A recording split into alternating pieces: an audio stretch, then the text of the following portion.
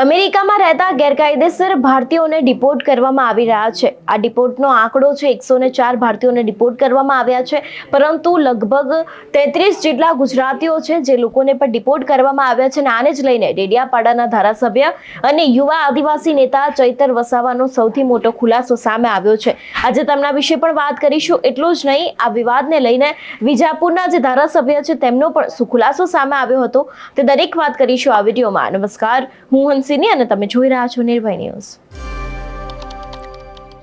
આજે વહેલી સવારે જેટલા પણ ગુજરાતીઓ હતા તે લોકોને અમદાવાદ એરપોર્ટ ખાતે લાવવામાં આવ્યા હતા અને તે બાદ તેમને પોલીસની સુરક્ષા સાથે પોતાના વતન પાછા મોકલવામાં આવ્યા હતા। અને હવે આ જ વિષયને લઈને અનેક એવા રાજકીય નેતાઓનું અત્યાર સુધી નિવેદન સામે આવ્યું છે, પરંતુ હવે ડેડિયાપાડાના ધારાસભ્ય ચૈતર વસાવાએ પણ આ વિષયને લઈને સૌથી મોટો ખુલાસો કર્યો છે। સૌથી પહેલા તો તેમને જ સાંભળીએ કે તે આ વિષયને લઈને શું કહી રહ્યા છે।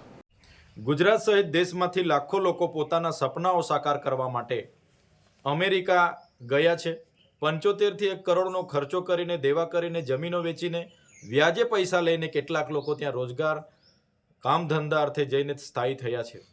ત્યારે બીજી વખતના રાષ્ટ્રપતિ બનેલા ડોનાલ્ડ ટ્રમ્પ દ્વારા નિર્પોટેશનની કડક નીતિ અપનાવીને જે ભારતીય પર એમણે કડક વલણ અપનાવ્યું છે, ત્યારે પહેલી ખેપમાં 104 જેટલા ભારતીયોને લશ્કરી વિમાન 130 સીપ્લેન દ્વારા અમૃતસર લાવવામાં આવ્યા। એમાંથી 37 તો ગુજરાતી હતા જેમની સઘન પૂછપરછ કરવામાં આવી।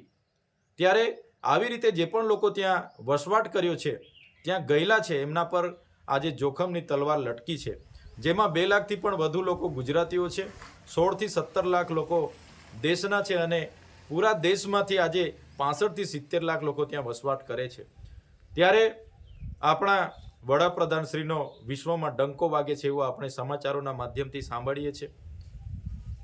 અમેરિકા સાથેના સંબંધોની વાતો સાંભળીએ છીએ, ટ્રમ્પ સાથેની મિત્રતાની વાતો સાંભળીએ છીએ।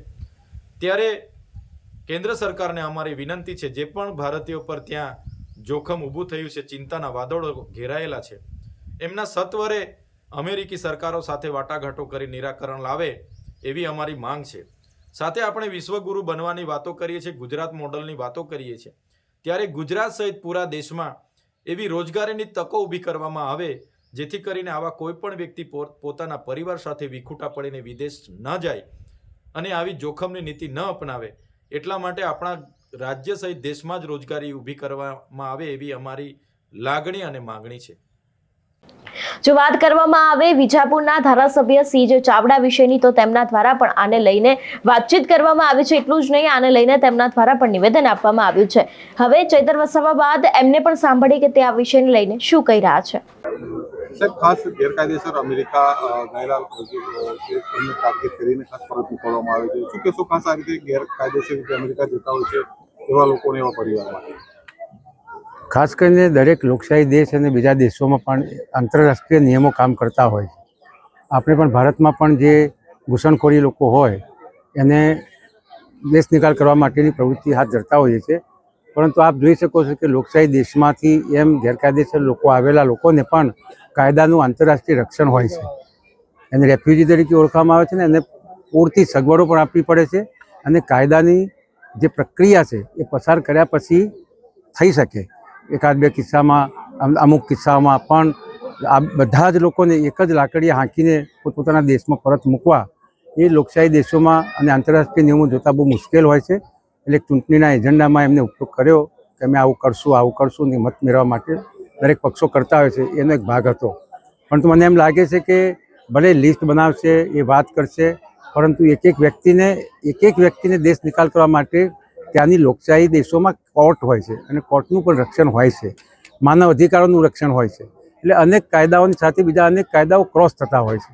એટલે એના અનુસંધાને એકી સાથે હજારોની સંખ્યામાં પોતપોતાના દેશમાં પરત મોકલવા બહુ અશક્ય છે। ખાસ સાહેબ, એવા પરિવારો શું કહેશો કે ગેરકાયદેસર રીતે જે ખાસ મુદ્દા હોય છે, ઘેલસા છે અમેરિકા કે રીતે ફોરેનમાં જવાની, તો એ લોકોએ શું અહીંયા રહીને મજૂરી કરી કે કામ કરીને સારો પગાર ના કમાઈ શકે? ગેરકાયદેસર જેવું અત્યારે જે નાણાકીય પરિસ્થિતિમાં જે ભારતના રૂપિયાની સરખામણીમાં ડોલર, પાઉન્ડ, અમેરિકન અને કેનેડિયન ડોલર આ બધાની જે કિંમત છે એમાં રૂપિયા કરતાં ઘણી બધી વધારે છે। ધારો કે $1 85 રૂપિયા છે, 1 પાઉન્ડના 100 રૂપિયા છે. આમ આંતરરાષ્ટ્રીય જે બજાર છે એમાં હુંડિયામણમાં એની કિંમત વધારે છે. એટલે જે ભણેલા ગણેલા દીકરાઓ અમેરિકા જાય અને ત્યાં ભણવાની સાથે સાથે જોબ પણ કરી શકે છે. તો એ જોબમાં ત્યાં 2-4 કલાક કામ કરે અને પછી ધીમે ધીમે ભણવાની સાથે કામ કરીને ત્યાં સેટ થાય છે અને પછી ત્યાં એ લોકો નોકરી ધંધાએ લાગી જતા હોય છે. અને બધા જ લોકો પોતાની પ્રગતિ માટે દેશ વિદેશ હવે સીમાડા રહ્યા નથી. આંતરરાષ્ટ્રીય બજારો બધાને ખબર છે. બધા જ દેશોમાં ક્યાં કેવી પરિસ્થિતિ છે નાણાકીય અને શું રોજગારની પરિસ્થિતિ છે જાણે છે. અને એક છે કે એ સમય ભારત દેશનો પણ આગામી 10 વર્ષમાં આવવાનો છે.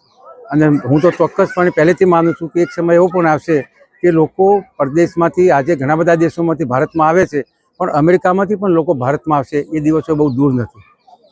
અત્યારે હાલ એવું પણ ચર્ચામાં ચાલી રહ્યું છે કે ફક્ત 104 ભારતીય નહીં પરંતુ આનાથી વધારે પડતા પણ ભારતીય લોકોને ડિપોર્ટ કરવામાં આવી શકે છે. જો કે વાત કરવામાં આવે 33 ગુજરાતીઓ વિશે, તો ગુજરાતીઓને અત્યારે તો પોતાના વતન મોકલવામાં આવી રહ્યું છે અને તે લોકોના જેટલા પણ સગા સંબંધીઓ છે તે લોકો અત્યારે અનેક લોકો ખુશીમાં પણ છે કે અમારા વિદ્યાર્થીઓ છે, અમારા બાળકો છે તે એક સાથે આવી ગયા, તેમને કોઈ નુકસાન નથી પહોંચ્યું. અને ઘણા બધા લોકો એવા પણ છે જે લોકો પૈસા ખર્ચીને ત્યાં ગયા હતા, તે લોકોનું સપનું પણ અત્યારે રોળાઈ ગયું છે. તમારું શું માનવું છે આ વિષયને લઈને અમને કમેન્ટ કરીને ચોક્કસથી જણાવજો. તેની સાથે જ મારી ચેનલ નિર્ભય ન્યૂઝને લાઇક, શેર અને સબસ્ક્રાઇબ કરવાનું ભૂલશો નહીં. નમસ્કાર.